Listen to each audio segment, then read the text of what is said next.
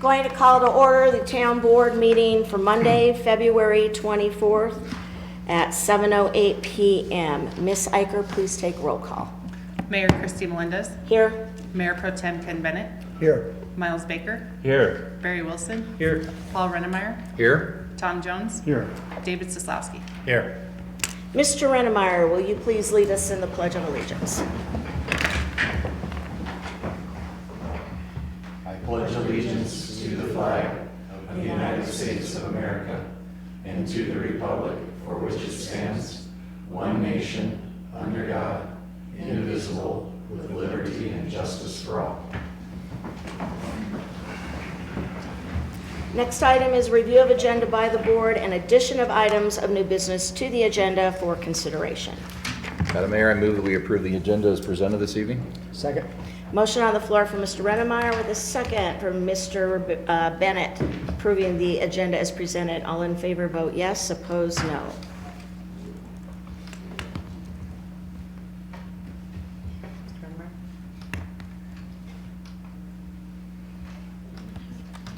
I don't have any lights on my. Do you know?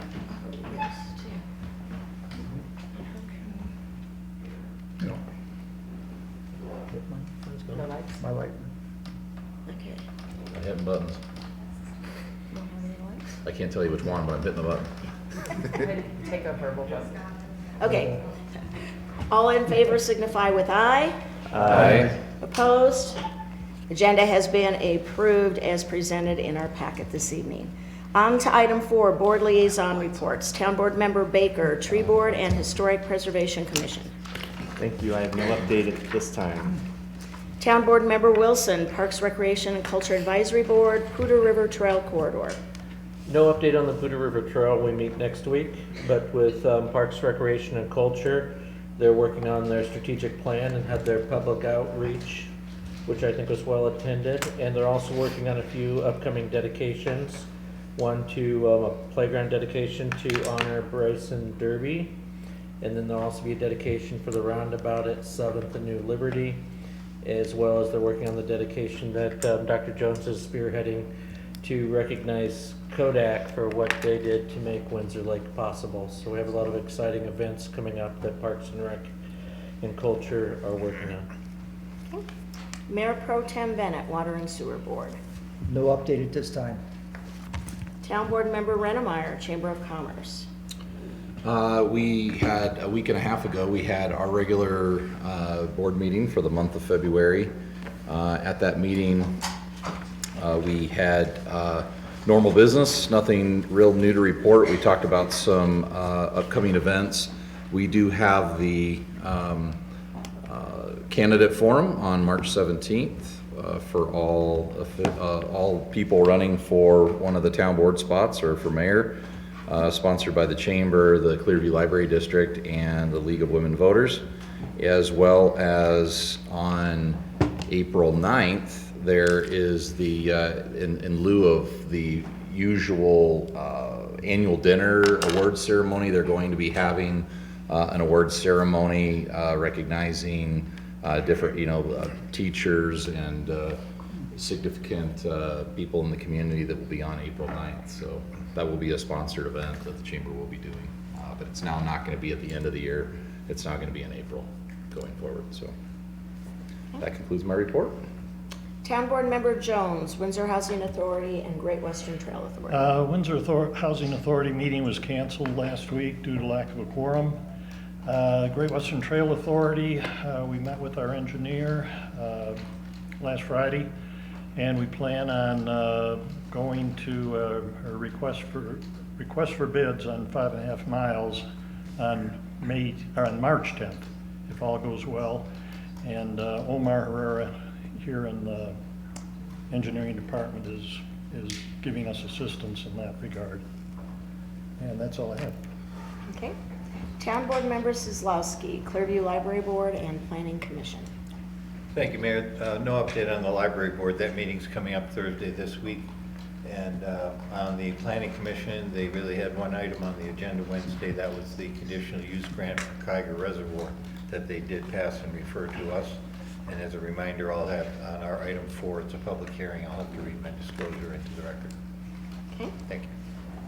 And I have North Range MPO. I don't have a report because I attended the Coalition 34 meeting, handed over my chairmanship to the gentleman from Johnstown, and then I had to scoot over to Loveland because we hosted the Loveland Downtown Business After Hours that evening in customer appreciation. But Downtown Development Authority did meet last Wednesday on a couple of things there. So we're moving forward with the alley design and the undergrounding project. We actually have 2 firms that answered our RFP that we'll be interviewing in the next week or so to pick one of those firms to begin the alley design. We had a great meeting with Xcel Energy, and I think we got some really good clarification and hopefully some good news from Xcel about that project and what it means and in terms of dollars that we're going to be responsible for versus the 1% funding that we can take advantage of. And then also, it sounds like we were having to work with a person, a contact on the, like up in Grand Junction, that we're going to get somebody local, and that will help a lot to be able to help move that project forward. So we hope that we will get moving, and you'll see some things with that project. It's really important to us that we get moving on that project, and we'd like that undergrounding to start sometime this fall. I don't think it will start any earlier than that, but definitely this fall, because in conjunction with that, we are working on the 512 Ash parcel. We're looking at the demolition of the building site there and in getting that piece prepared for what we're calling the transitional parking. And we have made all the folks that we're working with aware that that's a high priority for the DDA to have all of that completed and done before the town begins all of their activities back in Boardwalk Park that happen definitely for the concert series, but hopefully even before then, because we'll be striping that lot, putting in some recycled asphalt, and then dedicating I think there should be like about 110 spaces is what we're looking at putting in there. We also have a Main Street grant out for some Main Street additional streetscapes that we hope to put in the downtown, meaning some additional benches, trash cans, and creating some of our own banners. That can go up on the light posts that are personalized and giving out the message that we want to give out about the downtown specifically.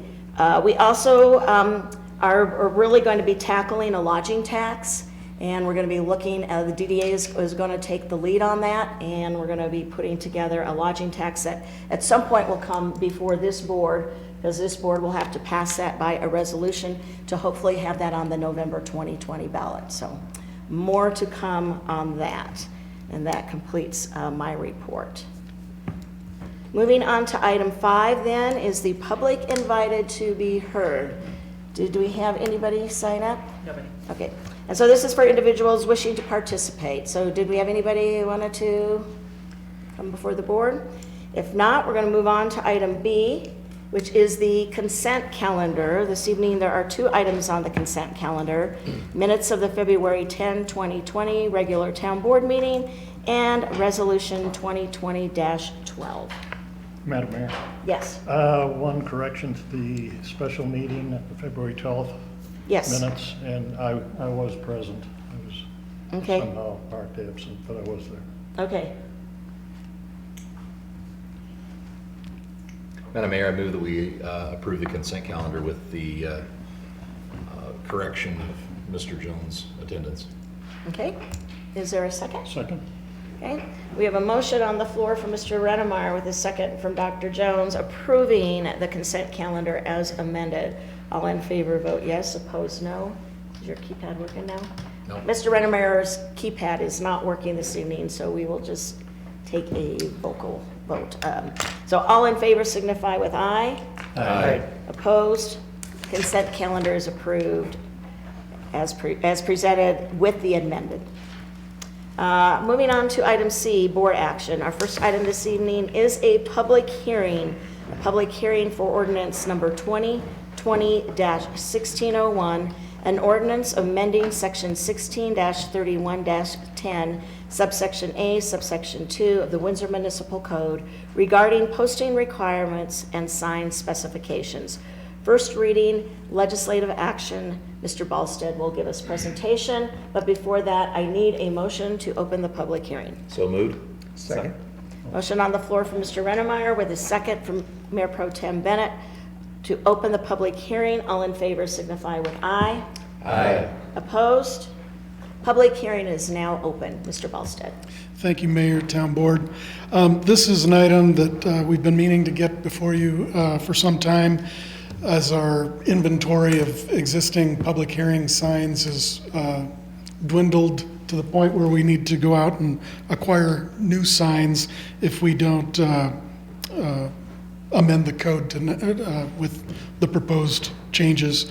So what this would do is eliminate the current town inventory of metal signs that are posted on properties when public hearings or neighborhood meetings are held, and would instead require the applicant to go to one of the local sign companies with the town specs and have the temporary sign made up, and they would post the property for their application. It would be the same information, similar size signage.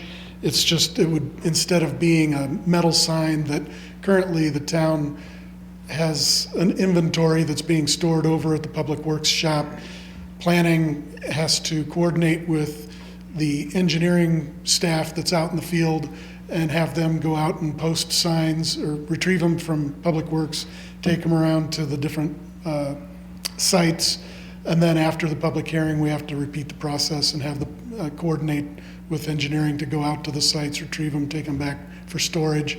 And over the years, those signs get damaged with cold weather, and they some of them have been stolen, some of them the applicant may take down before we get to them, and so it is a constant maintenance of that inventory and staff resources. So other jurisdictions have a model similar to this that's been working, and we would like to shift that sign posting responsibility to the applicant. This would eliminate the need to acquire additional new metal signs and save the staff resources. And in speaking with the local sign companies that provide them for other municipalities in the area, they might run in the neighborhood of $60 to $65 for a sign, with these specifications. So with that, staff is recommending approval of the ordinance on first reading, subject to public hearing comments. Okay, questions from the board, Mr. Rennemeyer and Mr. Baker.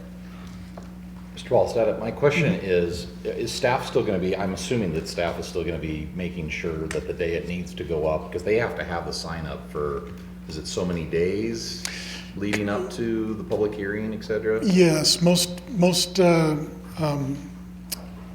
processes it's 10 days prior, some it's 15 days prior, and we'll be getting into those with the larger code update, so there is no proposed changes to the timeframes, but it would be incumbent on the applicant to post it within that same time frame that the code requires. So staff is going to be making sure it is up for that amount of time frame? Yeah, who's going to? We would probably have. I get worried leaving it up to Sure. the developer to have to go get, pay for a sign, get it, and then have it out there so that it has the amount of days it's got to Sure. have.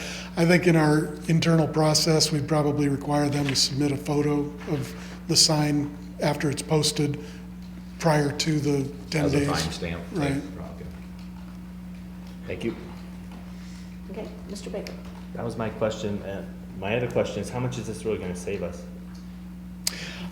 I haven't had to purchase new signs yet, but I am at that point where we've had enough public hearings lately that we'd have to go out and have some of those fabricated. So I haven't done the cost analysis on the staff time, but it does take, the planner one position coordinates with the construction inspectors and engineering. Engineering goes out to Public Works. So there is the logistics of all of that, but I don't have a figure for that. Well, and Mr. Paulson, if I may, I think another consideration that has nothing to do with the cost, that the board will remember last year that the Avery substation, we didn't post that property. It was just something that, you know, it slipped through our crack. We didn't get it posted, so it caused a delay in that whole project. And so I think that's kind of what triggered this. So we looked and said, geez, a lot of municipalities have kind of shifted that burden. You know, the applicant goes out and posts the property, and we don't have that. You know, again, as we just look at these workloads and different things staff's working on. So that's another part of the consideration. You know, if we spent 1,000 on signs, okay, but I think it's more the shifting that responsibility and trying to look at these workflows and who's doing what. Well, and I'm not opposed to it, but I do worry, I think about making sure the developer does it properly, the right location, on time, all that stuff. Any additional questions, Dr. Jones? Yeah, Mr. Scott, Sosowski? tell me a little about what we have currently. It's a two-sided sign? Yeah, we have metal signs, two-sided. There are some that say annexation, some that say land use proposal. And we may have some that are specific to conditional use grants, something like that.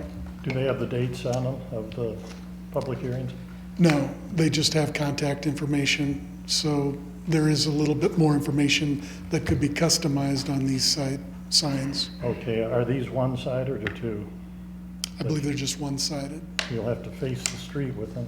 Right, They probably won't be as noticeable as, at least coming, you know, from both directions as the other one would. right. So basically, they're gonna have to buy 3 signs at $65 apiece, right? It depends on the size of the property and the orientation. Well, I mean, just for the notice of planning commission public hearing, town board public hearing, and neighborhood meeting. If they're marked with the dates. Yes. Yes, that would be right. Yeah, If it's a process that requires both, yes. Yeah, and they'll be pretty much one use because you got a certain date on it, they can't recycle them. Correct. Okay. Well, I can see the color would catch the eye more than what we have now, but, I mean, I like the looks of the signs we had now.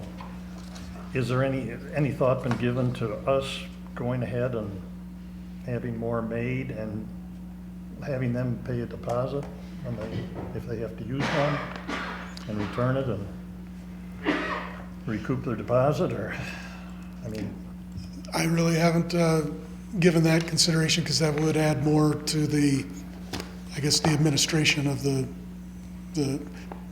tracking deposits and things of that nature.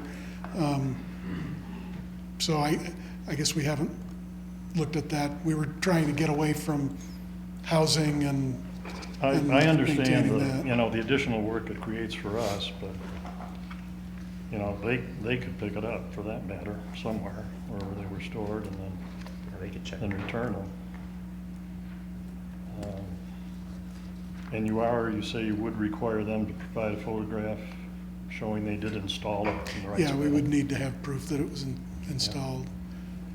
But yeah, I'm just afraid if we were to have them pick it up and return it, we'd probably, the coordination with having them go to Public Works and try and coordinate with the Public Works staff, we'd probably have to have them drop it off here at Town Hall, and then we'd take it over to Public Works, just because Public Works isn't typically there in the field. So just logistics, things like that. So, Would you allow them to recycle by putting this, another date and time over the, it wouldn't look real fancy, but. we could probably modify this template to include both meeting dates, so that it had both planning commission and town board dates. Well, that, or even when they're finished using them, and, somebody else wanted to use them, just somehow paste something over the date and time. I mean, maybe it's not a significant expense. You're looking at about $190 to, for all 3 signs that'll only be used once.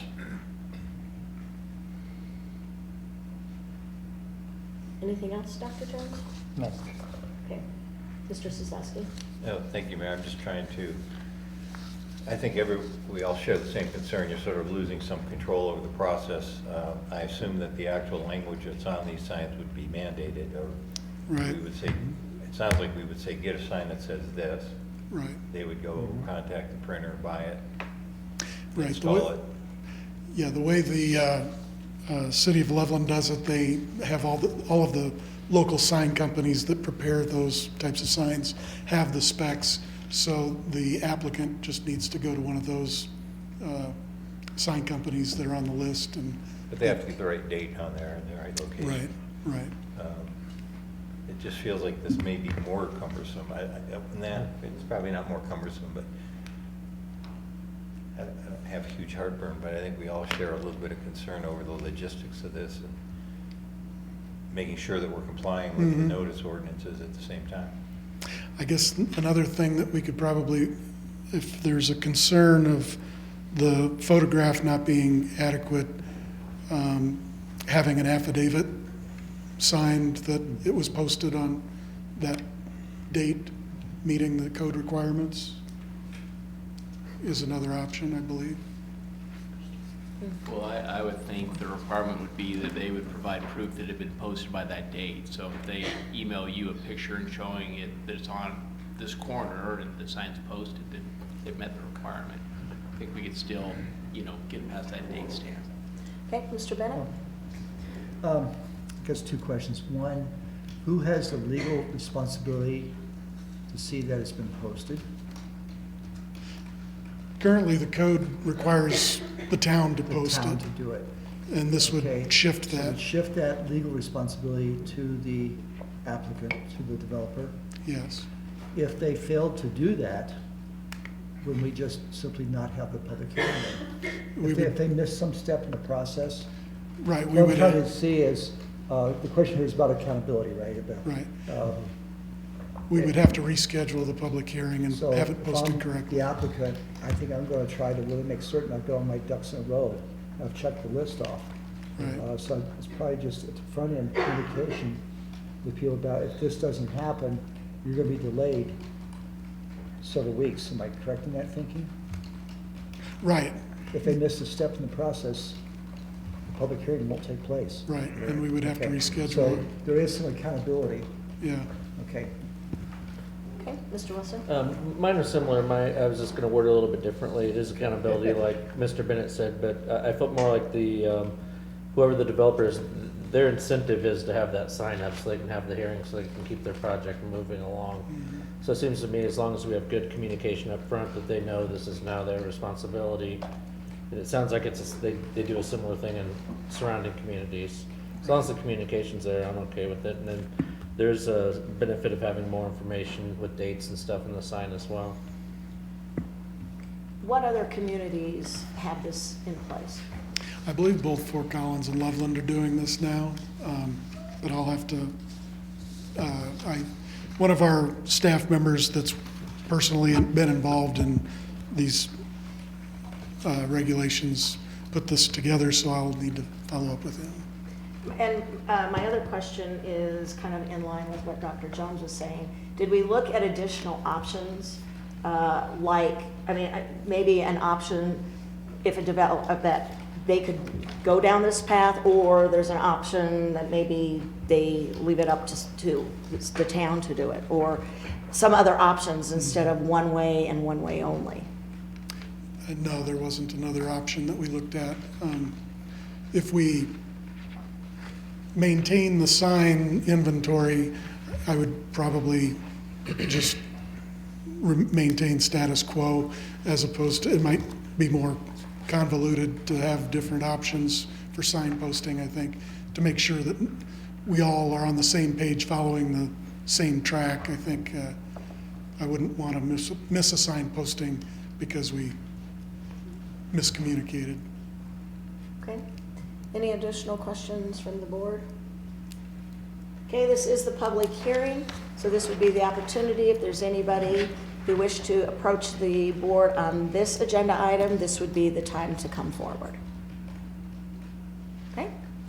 Seeing none, and if there are no additional questions from the board, then I would ask for a motion to close the public hearing. So moved? Second. Motion on the floor from Mr. Rennemeyer with a second from Mr. Baker to close the public hearing. All in favor signify with aye. Aye. Opposed? Public hearing is now closed. Moving on then to item 2, ordinance number 2020-1601, an ordinance amending section 16-31-10, subsection A, subsection 2 of the Windsor Municipal Code regarding posting requirements and sign specifications. First reading legislative action. Anything further, Mr. Baker? Mr. Ballstead? Not unless there are any questions. Okay.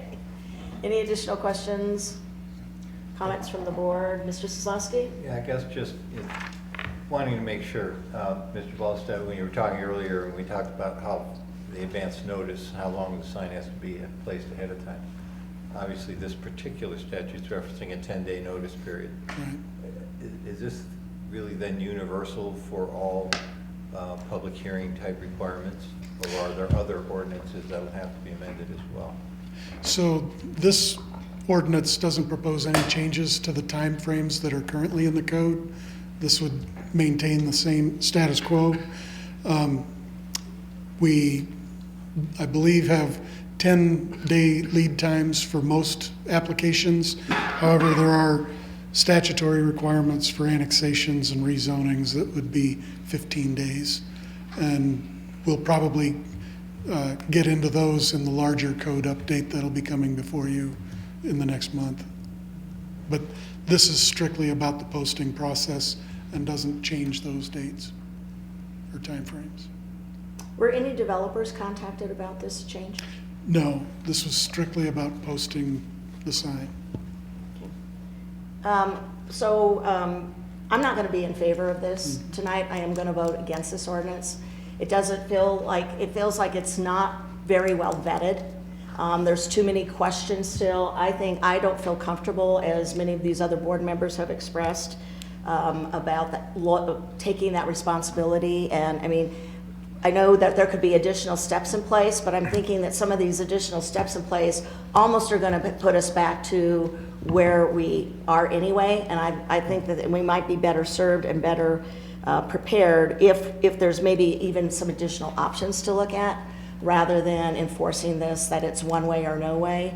And then who's going to really monitor? Who's going to have to be, and then what if somebody screws up? Then it does not seem like it would be, I don't know, very streamlined.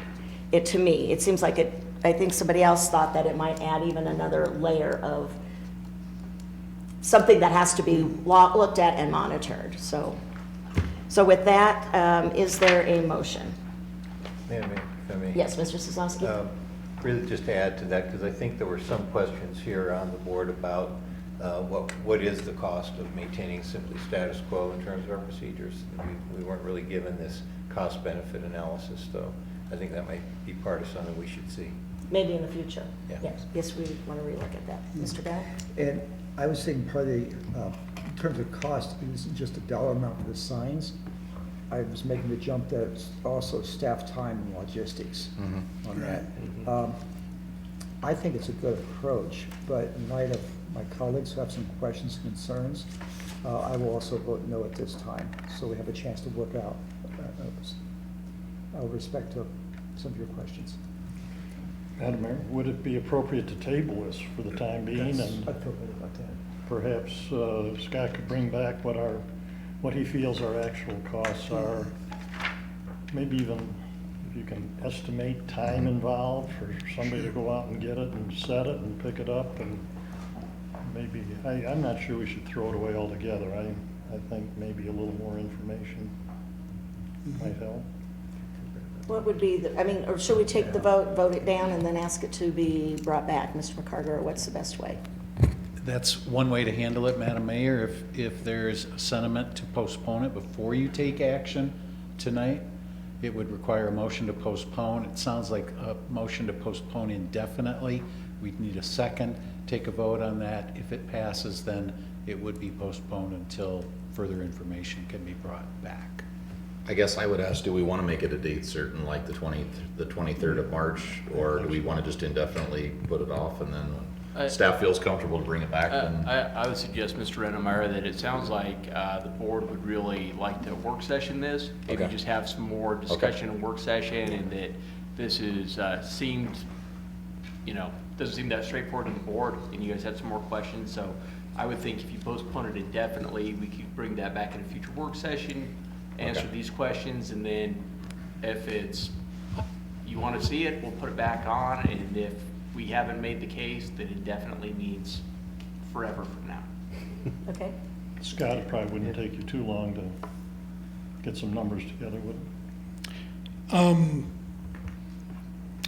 Probably not the numbers. If there were other questions, I don't know if I'd need to document how it's going to, the documentation process, the photographing, timestamp and stuff like that. If we want that incorporated, those kind of things, it might take a little bit of time. Yeah, and I think a significant change like this, I think, does warrant, as Mr. Hale suggested, a work session rather than just bringing it back and asking some questions, which there may be even additional questions onto that. Mayor Pro I Tem did have, Bennett? yeah, if we want to investigate a little further, just in terms of good neighbor policy, and Mayor Melendez alluded to this, maybe just a phone call to 2 or 3 potential applicants who might be affected by this, and ask how it's worked for them in other communities, or see if they have any input. Man, me? Okay, I think I saw Mr. Baker Okay. and then Mr. Soslowski. Yeah, my question would be just the durability of the sign as well after, some of these windy days. Yeah. So that's one, and then just making sure it's in the right spot at the right time. Okay. Mr. Thank you. Soslowski? And as long as you're doing all that, well said, perhaps, I try to get a sense, because obviously these will be disposable, sort of. I mean, they're one-time use signs. Curious about how many times do we do this during the year? How many of these signs would we actually be producing and then Yep. disposing of somewhere? But along those lines too, I'll add to your list, your laundry list, something that Doc Jones brought up, which I think was about the ability to perhaps do some recycling, so that, again, we're all talking and everybody seems to be very concerned about sustainability and, the green and trying to, not have to eliminate things so often, that maybe to your point, is there ability, like if they create 3 signs, but the dates change, can they just create a sticker that then goes over that X amount of times, as long as this sign itself is intact and not damaged? Can they just put something, a label or something that would change the date, so that those signs could be used multiple times instead of just one time? And maybe even, what would it cost us if we created and had some basic signs that we just plugged into the stickers for them, and we didn't rely on them? Because if we're relying on them to have to go and find these to get printed, and that could also be another holdup for them rather than us having them. And I think there's something to be said about the town. We do collect pretty substantial fees from our developers, and so I think there is something to be said about a level of customer service, and that would be a level of customer service that we might feel might want to accommodate our folks with. Okay. Any other questions? Just a small comment. No, I think it's a good plan. We could sit here and we could all dissect it and do it 10 different ways and accomplish the same thing. But I think if you do come back to that additional detail of what the process is going to look like, you're probably going to have to do that anyway if it is adopted, and then a little bit of cost analysis. But I don't want to, for something this simple and straightforward, I don't want to, put too much effort into it either. So we got a kind of a balancing act there. Yeah, I think staff was looking at this as kind of one of those, when we're looking at our processes where we can be more efficient with staff time and resources, and before we invested in a lot of money in more metal signs, we wanted to make sure that we knew that this was working in Loveland, so it was an idea that we thought might. And I do like the idea of getting feedback from Sure. of the main developers. Sure. Do you have a ballpark estimate of how many of those we put out every year? Well, it depends on the size of the property. If it's a large, say, annexation or subdivision, you might put out 2 or 3 signs to get each frontage. And obviously smaller variance signs, that kind of thing, it's usually just one. But for every annexation, subdivision, conditional use grant and variance that comes before Planning Commission and Town Board and the Board of Adjustment, there would be at least 1 to 3 signs for each application. So I guess however many that adds up for those 3 boards. Okay, yep. Is there any way to track that, how many applications we get every year? Yeah. The big annexation could be counted as one, I would say, but even though you need more signs, but just how many applications actually come through? No, that information we've got readily available. Okay, Mr. Kozlowski? I think maybe, Madam Mayor, if I may, make Sure. a motion to Yes. postpone the board's consideration of ordinance number 2020-1601, the matter to be addressed at a future work session and reconsidered at a date to be established at that work session. Second. Okay, I have a motion on the floor for Mr. Kozlowski and a second for Mr. Baker to postpone indefinitely after a work session has been had, and then come back to the subject matter. And whatever else he said. Hopefully Crystal He used a got all lot of the- words to say She indefinitely. got all the details. Play the tape. Probably already got it. Any additional discussion, comments? Okay, all in favor signify with aye. Aye. Opposed? Okay, Thanks. thank you. We'll be seeing that item again. Item number 3, resolution number 2020-13. A resolution approving an agreement for business retention incentives between the town of Windsor, Colorado and Vestas Blades America. Legislative action, Ms. Young is going to give us presentation. Ms. Young. Thank you, Madam Mayor and Town Board. Tonight we do have a presentation for you for approval request for incentives for Vestas. I would like to recognize that we do have a couple of representatives from Vestas joining us tonight. As most of you know, Vestas is located on the east side of Great Western Industrial Park. This project would include new manufacturing equipment in the amount of roughly $70 million over a 10-year time frame. This project would include a retention of 1,300 employees, and approval of this would help keep up with current demands and remain competitive within the company's worldwide structure. This particular project was brought to you last year in May during an executive session meeting. So this is the same project. We received in our office an official request earlier this year for the 50% personal property tax rebate. With that 10-year total, we'd be looking at a total of $636,000 in personal property tax, and the 50% refund would end up being a little over $318,000.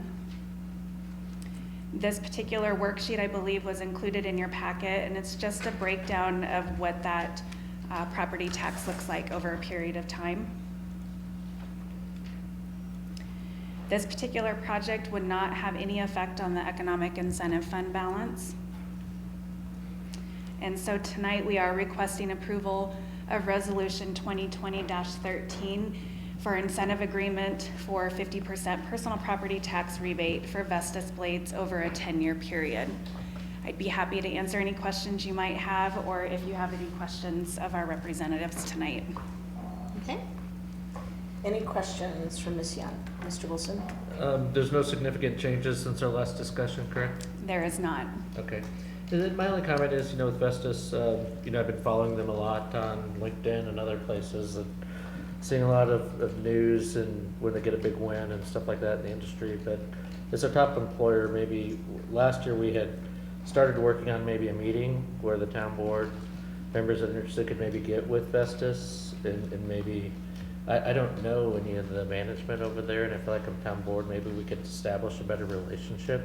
Sure. Like I said, as our #1 employer within the town.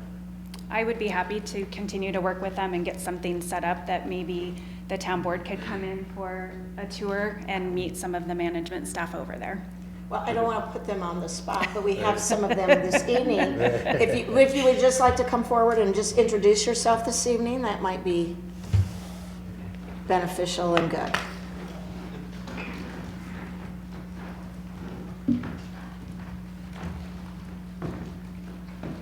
Yes, my name is Hans Jespers, and I'm Vice President for Vestas Plates America. And I'm Stan Sugden. I'm the financial controller and financial business partner for Vestas Plates America for both Windsor and Brighton factories. And I can say we would be pleased to host a visit by the board at our facility here in Windsor anytime. Thank you. Any additional questions for either Ms. Young or Actually, Mr. not Sosnowski? necessarily for these gentlemen, no, but No. Thank only you. your cover Thank you. letter, your cover letter references a $70 million investment over the time frame, and then the actual incentive agreement references $80 million plus another 15 in facility improvements. And I just wondered about the numbers. Is it a $70 million project, or it looks like it's equipment to the tune of some either 70 or 80 plus of facility improvements for another 15 million? I can answer that and expand on that for you. Go to So finance. the way our business works, we actually, and since we started over the last 10 years, 12 years, we've actually changed out the size of our blades 4 or 5 times. And each time that we change out the size of the blade, the mold that they're being made in, all of that goes out and new ones come in. So every time we have a platform change or a blade size change, which we're going to see again probably next year, it's about $3 to $5 million each and every time, and we do that for every line. So it's about 8 lines that we're looking at. So that's where we're saying 70 million over the next 10 years. Planning on about 3 change outs, about 3 to 5 million a piece on each line. So that's why the equipment piece is a big portion of that. As for the buildings and the structures, depending on how they all fit in there, we may have some additional stuff on top of that then. Sure. Source for the structure and the. I just wanted to make sure we were being accurate in our Yeah. incentive agreement where we're referencing 80 and 15. But I don't know, is that, Mr. Carter, if in fact they expend more or less? I'm guessing that's not material to the. You're right. It's a recital, but it is not a requirement under the agreement that a fixed amount of money is invested.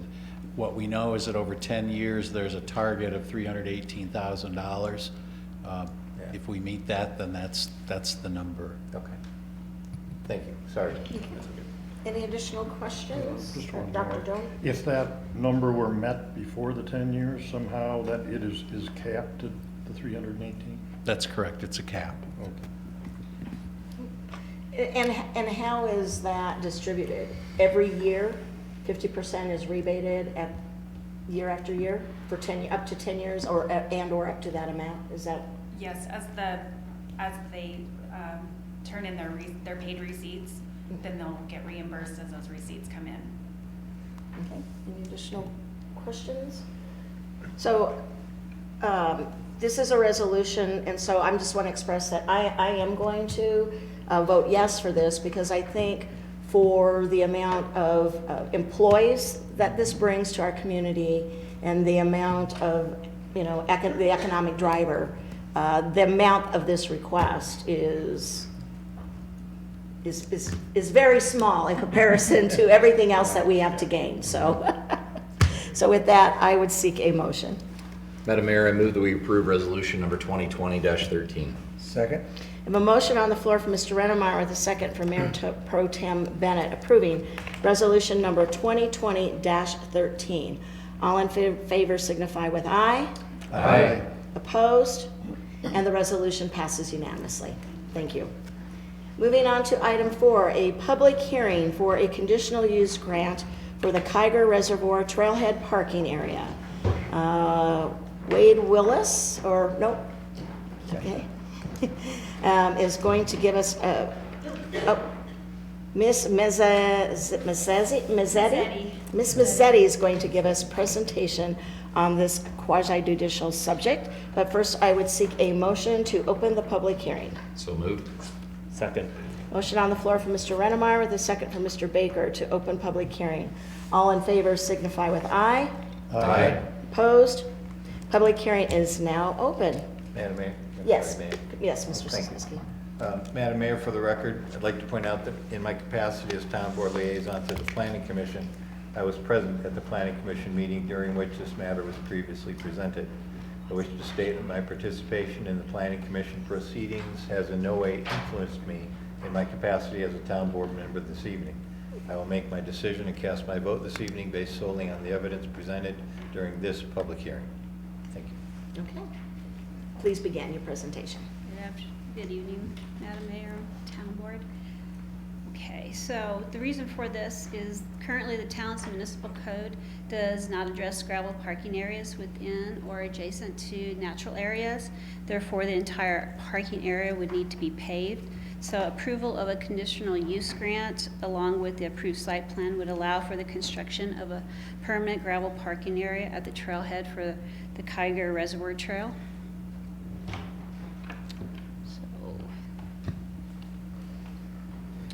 So the property is located south of Larimer County Road 32 or Jacoby Road on the Weld County side, west of Colorado Boulevard, and north of County or State Highway 392. The red dot signifies the area approximate location of where the gravel parking lot would be located. The property is zoned O for recreation and open space. The surrounding properties to the north and to the west are portions of unincorporated Larimer County, and the properties to the west is unincorporated Weld County, and properties south are residential, mixed use, and high heavy industrial and additional open space.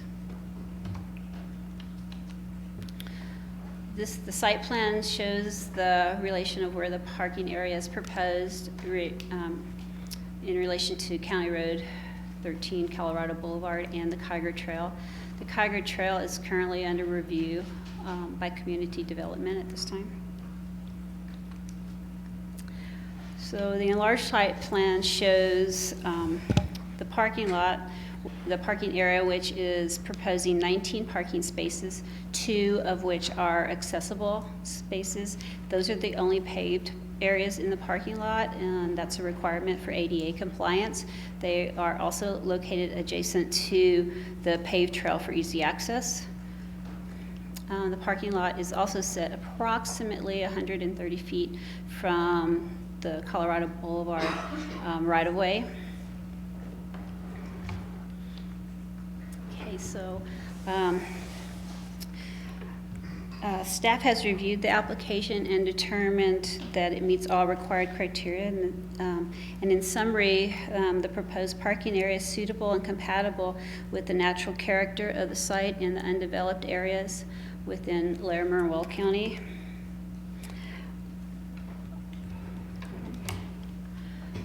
Also, the entry drive is going to be gravel, and it is wide enough to accommodate two-way traffic. And the concrete apron mitigates the possibility of gravel being tracked onto Colorado Boulevard. The gravel parking lot also allows for stormwater infiltration, thus mitigating stormwater runoff.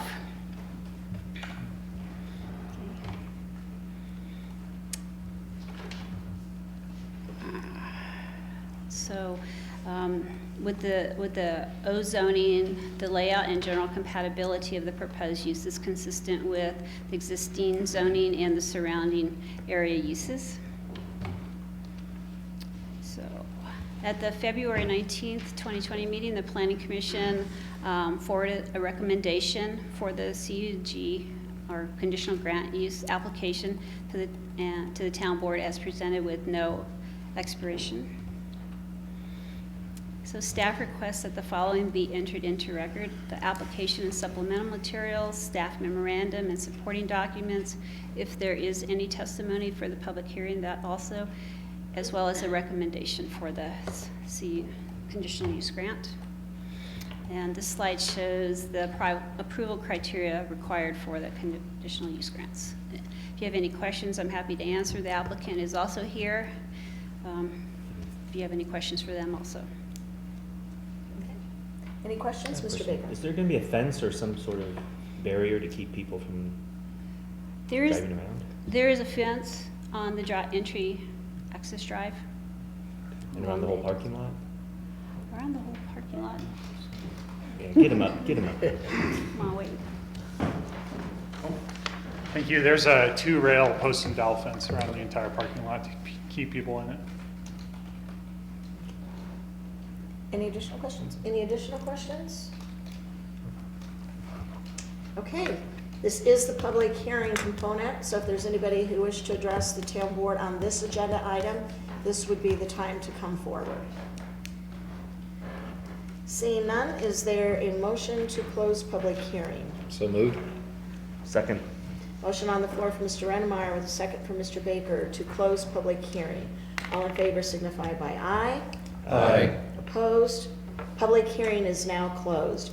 Moving on to item 5, conditional use grant for the Kiger Reservoir Trailhead Parking Area. Wade Willis, Town of Windsor, the applicant, quasi judicial. Ms. Mazzetti, any additional information you need to provide to us? No, Madam Mayor. Okay. Any additional questions or comments from the town board? Mr. Wilson. I just have a comment. Every morning when I come out of River West, the trailhead for the Buda River Trail on Colorado Boulevard is there.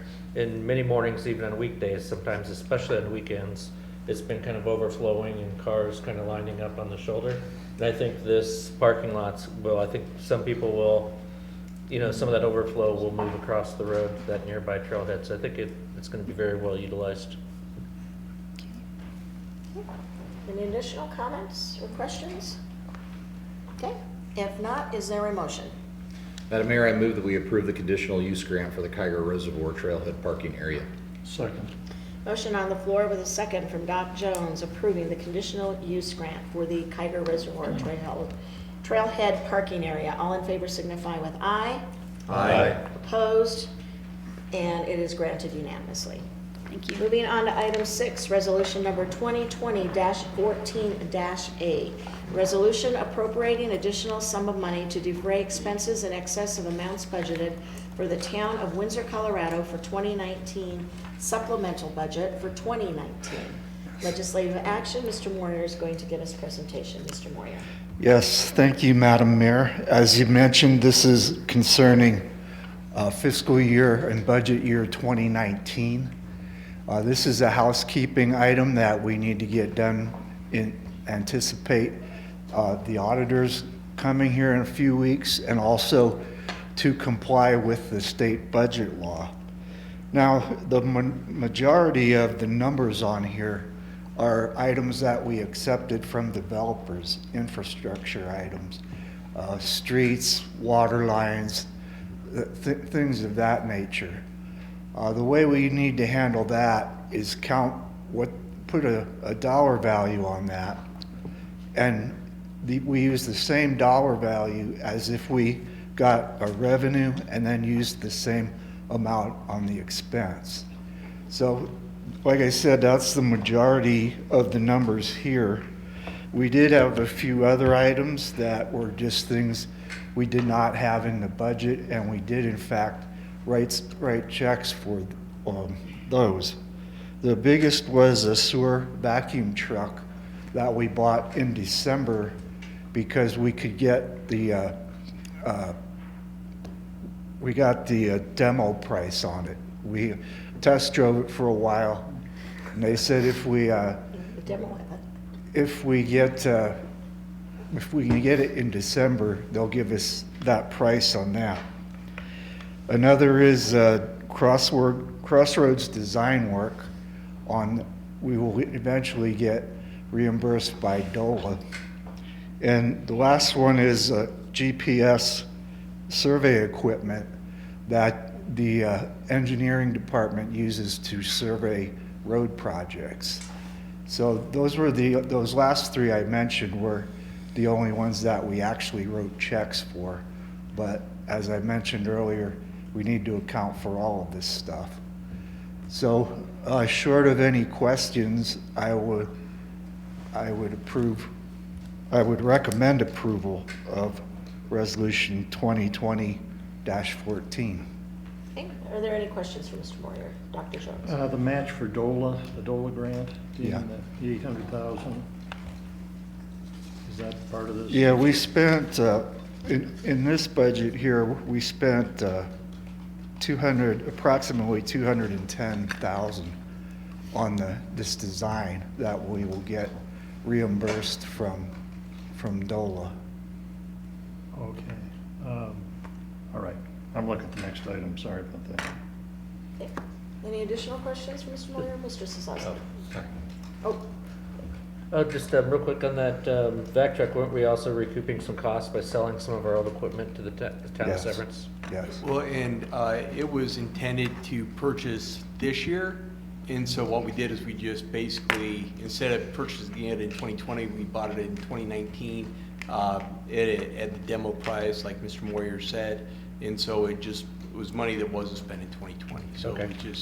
it wasn't intentionally, it wasn't what we planned to do in 2019, but it wasn't an impulse buy. Right. I didn't think that it was. Yeah. So. okay, Mr. Sosowski? And I just want to clarify real quick, Dean, because I'm guessing the net expense of the 600-some thousand is referencing the three payment cash items that you described. Yes. Yeah.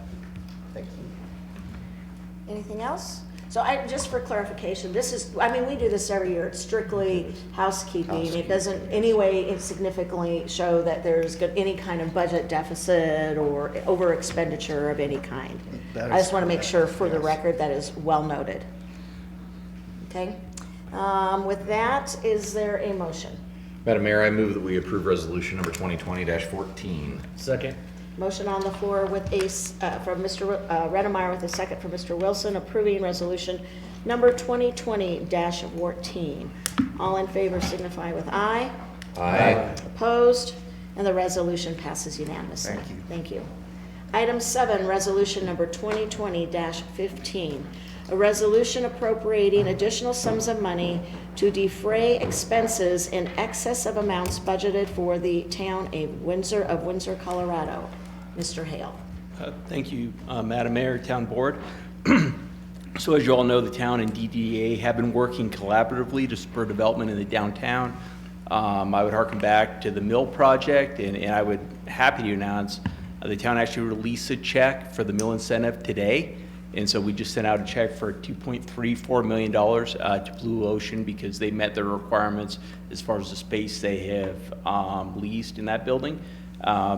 You know, we're also working with the DDA right now on what we call the Public Works lot, which is at 7th and Ash. The mayor referenced earlier the Birch lot and the parking. So everybody in this room realizes all these efforts we put into with the DDA. Kind of the final piece and the connector piece is the DDA backlots. So initially that was a part of the discussion we had with the Brinkman Group. Due to a lot of circumstances right now, we're not discussing that with Brinkman, but we do know that this is a key piece of property in our downtown. We do know that it has high development potential in the downtown, and we also know that one of the biggest costs or hindrances to developing this is the alleyway itself. And so the executive director of the DDA and I have been working together and talked to the Department of Local Affairs about the opportunity to apply for an energy mineral impact grant, which would actually bring $1 million in leverage against about a $1.8 million project. And so tonight I'm here requesting that the board consider amending the 2020 budget to actually include this $1.8 million project with the understanding that we would only move forward if we actually received that $1 million grant from DOLA. And one of the purposes or intentions why we need to have this done is because you and the director of the DDA are going before the DOLA Grant Committee like next week, aren't you? Well, Or it's very soon? it'd be the week of March 17th.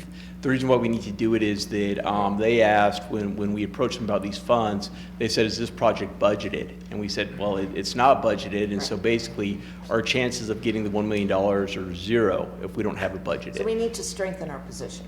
Yeah, higher than zero. Obviously. That's right. Any questions from Mr. Hale, Dr. Shane, Jones? what fund does this come out of? Yeah, Our match? it would come out of the CIP program. And Capital then, improvement? yeah, it would come out of the CIP. And then what's not mentioned in here, but there's going to be an additional agreement with the DDA about how we split up the $800,000. So I'm not convoluting it in here, but that would be a part of our future conversations with the DDA board of how we would split up the local match as well. Okay, any additional questions? So part of this is how we intend to do the whole back alley project, so, That's right. right.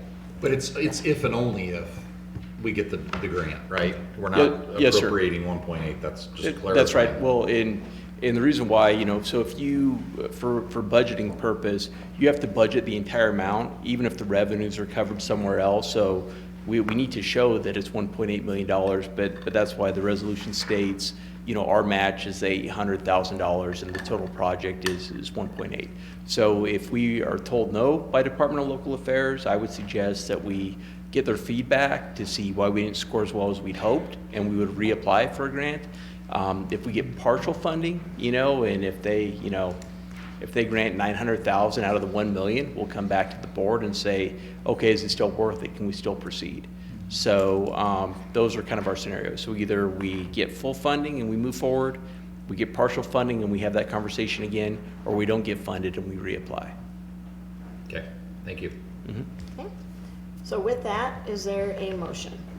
Madam Mayor, I move that we approve resolution number 2020-15. Second.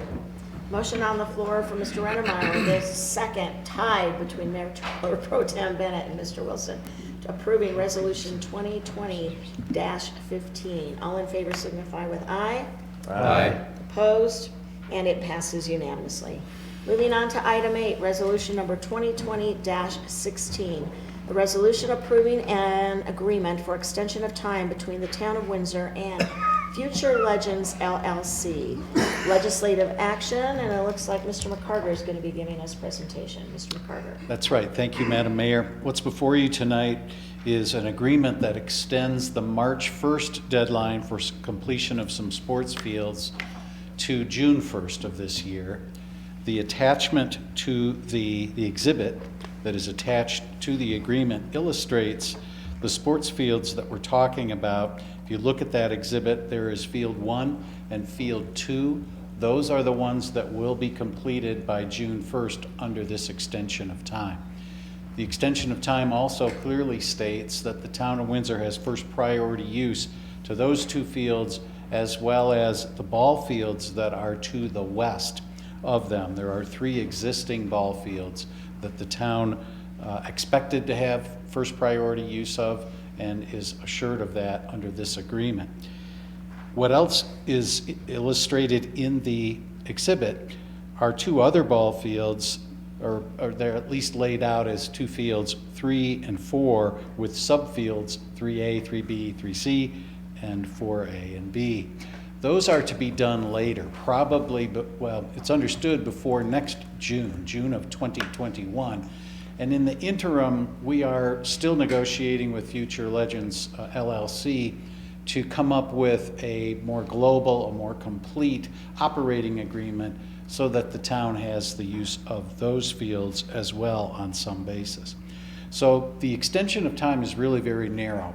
It's just to give us time, give Future Legends time to complete Fields 1 and 2 by June 1st of this year, and that's really the extent of this extension agreement. I recommend you approve it.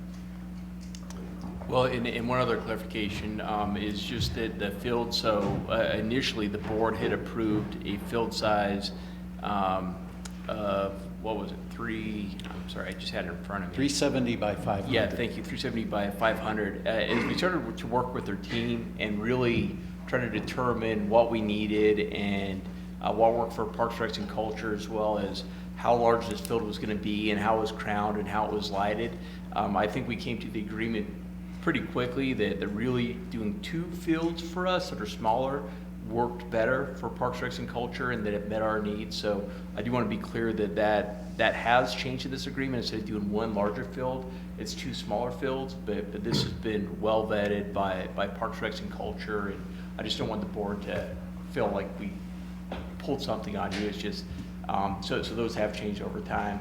And then a couple of things I would note is there's one, they were ready to move forward with these fields last year, and we just got some early weather, and it did mess their project up. And then finally, you know, this deal and the ideas that they're talking about now are I wouldn't say 100% different than what Mr. Chastain had, but this is a markedly different business plan.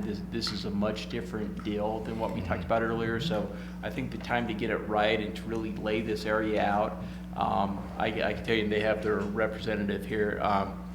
You know, the amount of work that's been in here, I feel like they really have worked with us in good faith, and we really have made a lot of progress. And this just kind of field that you see in front of you here took countless hours of work and iteration to get here. So I just want to put that out there, that even though that they are missing this deadline, I think that due to all these other circumstances, it hasn't been from lack of good faith on their end. So that's all I have. Sir. Mr. Engelmeyer? My question was for possibly Parks and Rec. My question is, with the delay taking up to June the 1st, are we going to still be able to program this summer the way we had anticipated with a March 1st deadline?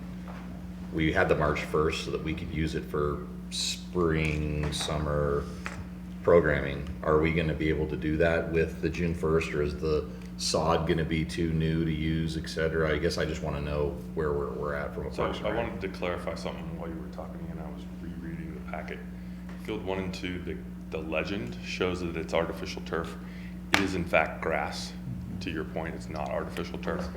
So when the grass goes in by June, we will probably let it sit, not being touched, for almost 3 months, which gets us to August, which means we'll be able to play fall soccer on it. Okay. And football. So what we're losing is the spring sports. Given the complexity of this deal and where we're at, we feel confident that we're gonna make some progress and kind of wrap things up. Losing the spring isn't, you know, the end of the world. Well, it is what it is. I just wanted to know where we were at with that. We can survive the spring, and we'll be able to use it in the fall and give it, you know, basically all summer long to sit there and really root in the ground. Okay. Well, and a second point I want to add is that with our first agreement, they were supposed to do the second set of fields in 2022. Those have now been moved up to June of 2021. So I do appreciate that from the applicant as well, even though we have a season delay on this. We're going to gain a season with the other fields as well, as far as our second priority use. So they have really tried to, I think, work with us in good faith and kind of make up a little time on the other fields as well. Okay, thank you. Mr. Baker? Is there any parking associated with this field construction? If I remember correctly, and Larry, if you want to jump in, I think they were making temporary parking to the north. And we would still also be using the existing parking lot until that got into construction. But it's been quite a while since we've talked about kind of the temporary items as they went into physical construction. So the parking will be temporary as this? Yes. These shells get moved around? Correct. Are you done, Mr. Baker? Yep. Is that your only question? Mr. Wilson? I was gonna ask about parking too, and then restrooms, I guess, until it gets built out around it, probably just have porta potties or. Those fields are whatever. close enough in walking distance to the current existing restroom facilities. If we get complaints, we'll talk with the developer and get some porta johns in there. But I will say that moms typically do not like them, and we'll try to stick to the hard facilities. I see future pickleball. Is there any demand for that? Well, and just to be clear, so that would be part, because it's referenced on the record. So those pickleball courts would not be for the town's use. Those would be just privately programmed by the developer. Right. So there's no, that would be part of our deal with them. Mayor Pro Tem Bennett? So, my understanding that because of the delay, We have an alternate site for our spring and summer activities that we're going to be going there. Yes, we can accommodate the programs that we have Okay, so we're not scheduling and cutting these registering. programs out. Right, we're not cutting Okay, programs, we're not turning kids away. Okay, that's. It's good. All right, thank you, that's Mhm. great. Okay. So basically, we planned that this was not gonna be ready, basically, so that Correct. we weren't taking extra kids or anything. That's like that. correct. Okay.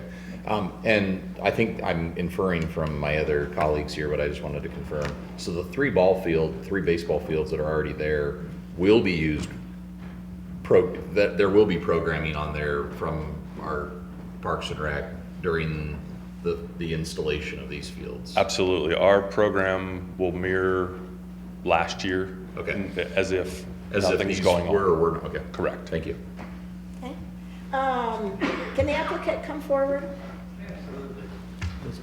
I mean, we might as well take advantage of you a little bit while you're here this evening. Ryan's a better speaker, but I'll speak for you tonight. Okay. All of the conditions that have been outlined and spoken of right now, you're agreeing to Yes, all of the ma'am. conditions you've heard thus far? We have. Okay. Any additional questions from the town board? Okay. Thank you. If not, then I would seek a motion. Madam Mayor, I move that we approve resolution number 2020-16. Second. Motion on the floor from Mayor Pro Tem Bennett with a second from Mr. Rennemeyer approving resolution number 2020-16. All in favor signify with aye. Aye. Opposed?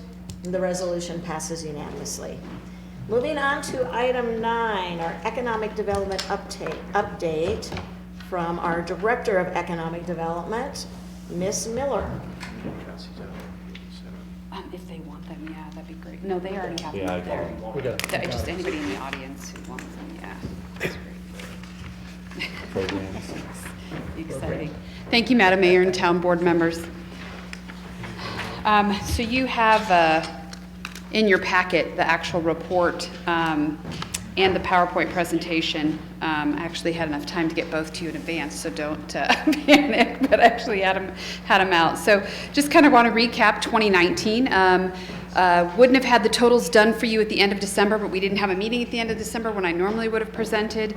But these totals usually come into play in January, and some of you have seen some of these, thank you, when I spoke at the Coffee with the Mayor in mid-January. So we had a couple groundbreakings.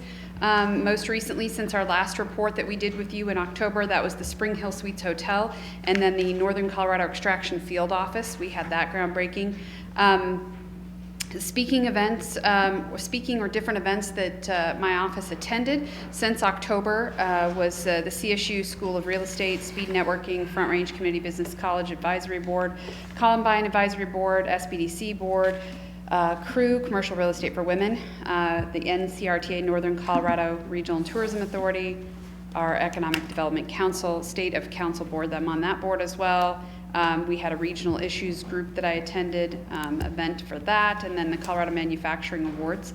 And then the Ranch Master Plan, the Larimer County Commissioners actually approved to move forward with that plan. That's about $240 plus million that's going to be spent at the ranch to redo some of those components out there, most notably a 300-room hotel and conference center, as well as 2 sheets of ice with a natatorium and some massive expansion and updates to some of the actual buildings that are out there, as well as a realignment of that interior road that you normally drive around. They're going to push that to the outside to make it easy. There's a bunch of other options out there for a new 10,000 square foot stadium as well, but they're looking for a P3 agreement on that, whether that moves forward or not. So that was that ranch master plan. I was on that steering committee several times for the last couple years while they tried to figure out what they were doing and going through working with consultants. So that is going to be a lot more events out by us and out by that Fairgrounds Avenue in that area. So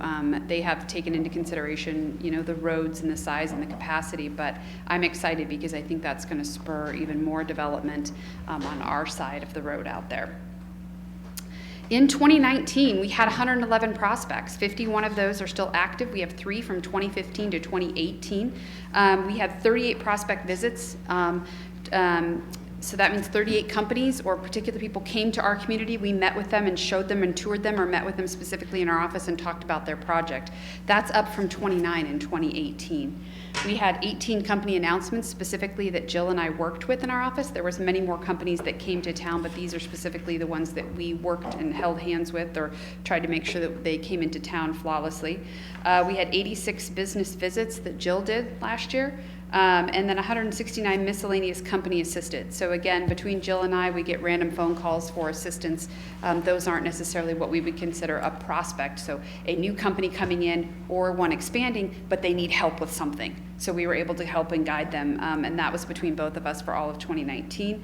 We attended or went to over 180 community outreach and events between the two of us as well. So when we talk about the prospect activity type, not a lot has changed, as you can tell.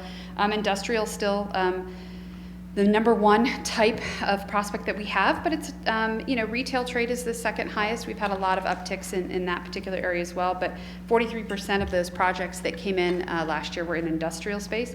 We have 10 different industries that those companies are in.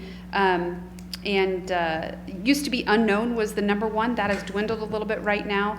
Believe it or not, the retail or retail trade is the number one industry that we're looking at. We had a ton of quick serve restaurant industries and those kind of things that happened in 2019, and then a few others that classify as retail as well. Our lead source is up from the company, I'm proud to say. So 46% of those lead sources are coming from the company. It just really attests to our efforts, I think, as a community as a whole, being business friendly. We have the companies call us directly.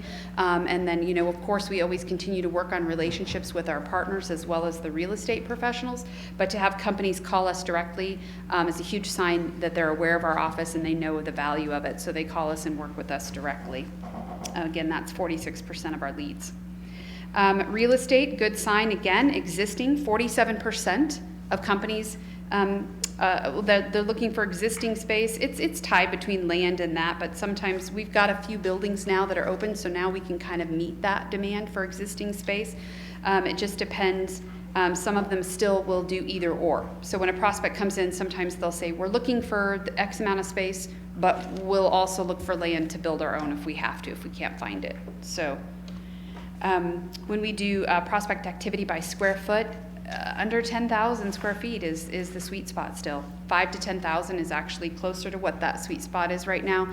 And then a little bit of outdoor storage or industrial space accommodates that. Not so much warehouse or yard storage by acreage. Usually it used to be 5 to 10,000 square feet of space with 1 to 2 acres. We're not seeing that demand of the 1 to 2 acres.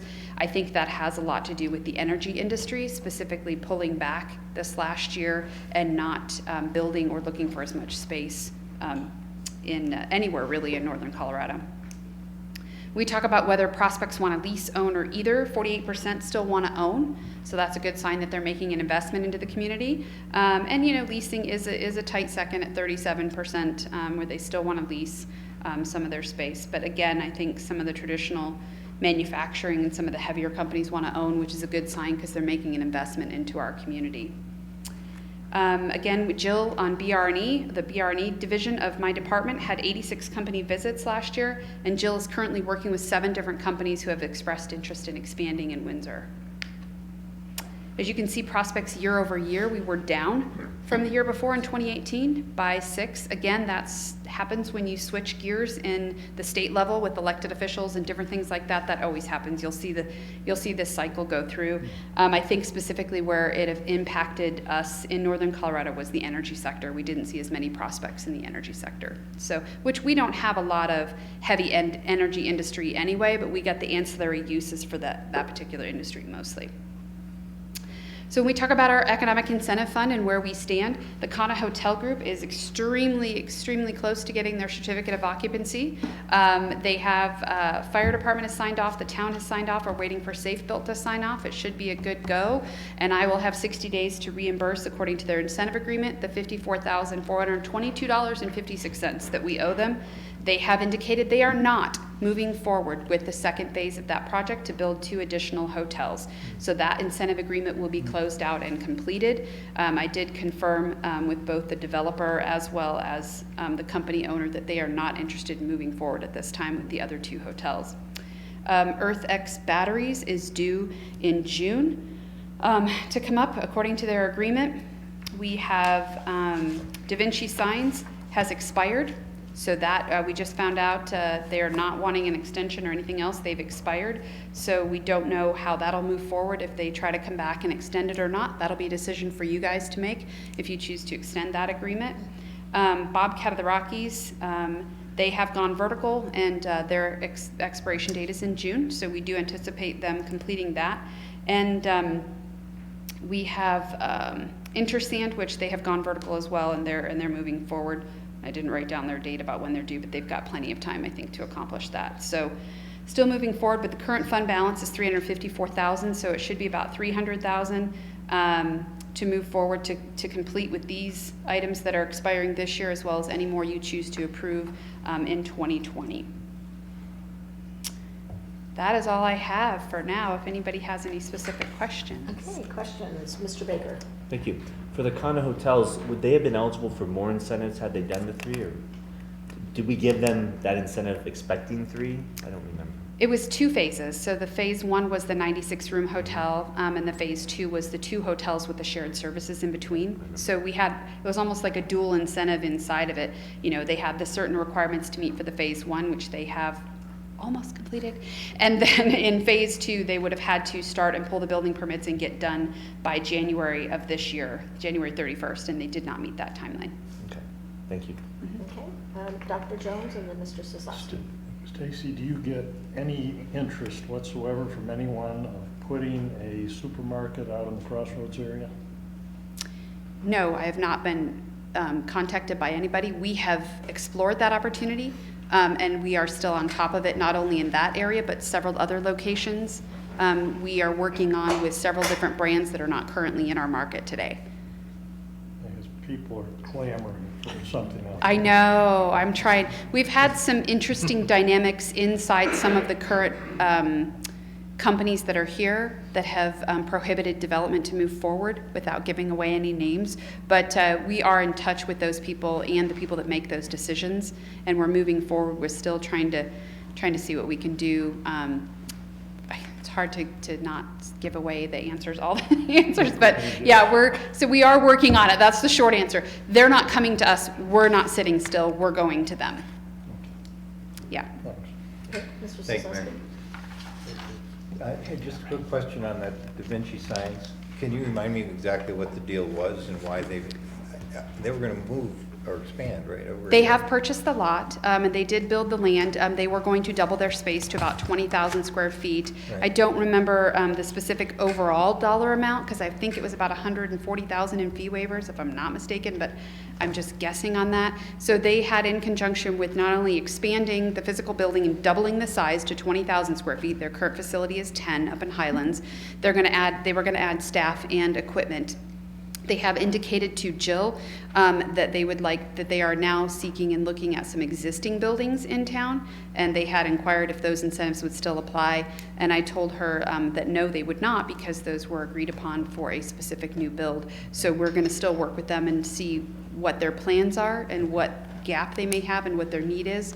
But they did actually purchase the land, so they did do that, and hopefully they'll change their mind and move forward. Those incentives were basically, obviously, to give us a higher tax base, right? Because we just had land, and if they built the building, it was going to generate additional funds, and if the building's already there, it's not the same concept. Right. Okay. Thank you. Anything else? Are you going to be, is your office going to be actively involved in helping with the new post office facility at all, or have you been contacted, or? I have been contacted by Okay. several developers interested in that. I think we'd be glad to help in any way we can. It is a service that is definitely needed, and we'll be happy to work with. I've had 2 developers contact me about opportunities and see if they could get involved with that, as well as I think one of them was already heavily involved from the beginning. So we have 3 different sites basically and locations that are interested in working with that. So we'll continue to assist in any way we can. I know it's not a primary employer, and I know it's not a retailer, but it's still definitely a service that's needed for both commercial and residential folks in Windsor. Yep, absolutely. And I just want to take advantage of the opportunity now that, because, and I don't want to keep you any longer, but there was some misinformation out there about the economic office and how Windsor was not that business friendly and we don't really give incentives and that kind of thing. So I just want you to, for the record, talk a little bit about the fact that you do operate, you have business incentives.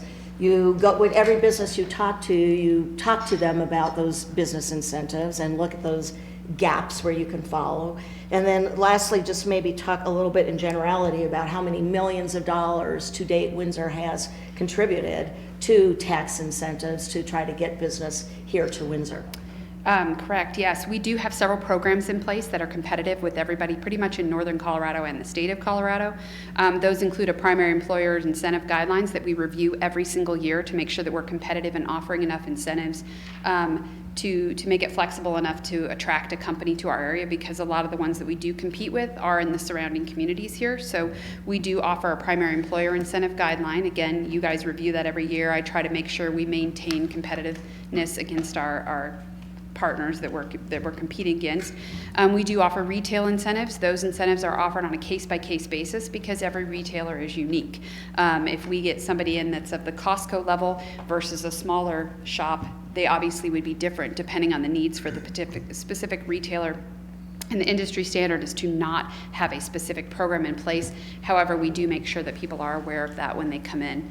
Then we also have an economic development incentive fund. So that incentive fund is offered in several different forms. Mainly it's used to reimburse enterprise funds that we waive in the beginning to help offset the cost of building in Windsor. And to do that, I would say we are probably accomplishing more in Windsor. I don't want to toot our own horn, but I think we're doing more in Windsor than our surrounding communities for announcements, companies that are coming in, and programs that we're working on.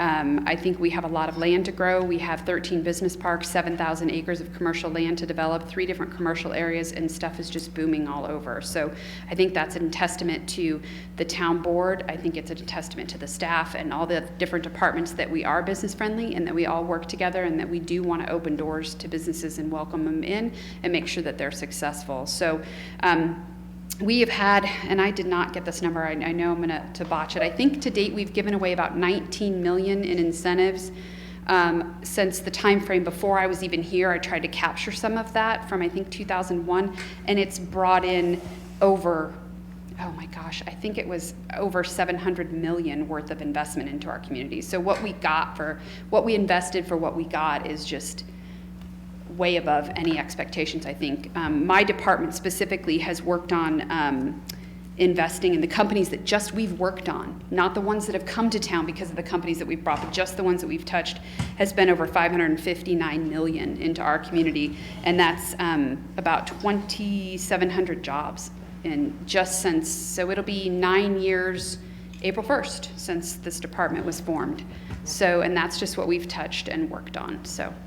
I don't know if that answered all of them. But. I mean, I just want that out there so people really understand that we are very business friendly, because I know that you and Jill work very hard for us, because everywhere I go, I hear nothing but compliments about your office and how hard you both work to bring business to our community.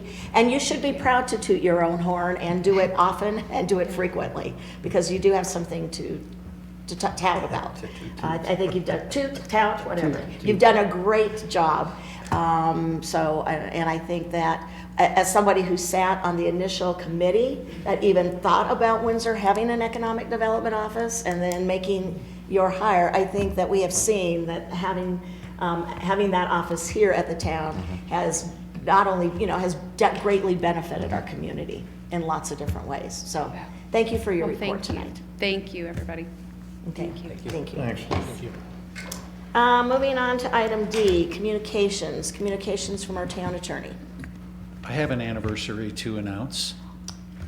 It was 16 years ago today that the Windsor Town Board appointed me as Assistant Town Attorney, working with John Fry. The last 16 years has been a real adventure, and I cherish really every minute that I spend with the town of Windsor. I don't have anything other than that, other than, again, my thanks for your continued cooperation and confidence in me. Thanks. Hey, Ian, what year did we bring you in full-time? Do you remember? January 2014. 2014. So it's been 6 years that I've been in-house. Thank you. Communications from town staff. Anything further, Mr. Ballstaff? Mr. Lucas? Mr. Moyer? Okay, from our town manager. Thank you, Mayor. So this came up at the work session. Just a reminder, we have our regional elected meeting with Larimer County this Thursday. Windsor is the host, so we will have it at our beautiful Public Works facility. It'll be from 5:30 to 9:30. And then also I'd like to announce, I put it in my weekly update, but I would like to recognize Mr. Lucas, who has been hired as our first ever Public Services Director. So he was in a very stiff competition. We had some great nationwide interest in the position, and Eric was unanimous recommendation from this big committee. So again, I think we all know how talented he is and how hard he works, and that certainly came through last week. So that's all I have. Mr. Sosowski? I'm only concerned because at budget time, the dollar thing he wears around his neck will now be like 5 times bigger. He may need a back brace, I think, to. But it's stroke. Public Works, so you should be Yeah, okay. oh my gosh. We got the veto stamp ready. Congratulations. For the record, Dr. Jones tried to clap, but he couldn't. so. I can't find it right now, but they sent out that agenda for the Larimer County. Can you The have rest of somebody us are provide me crying. a couple talking points for that, or? Yeah, absolutely.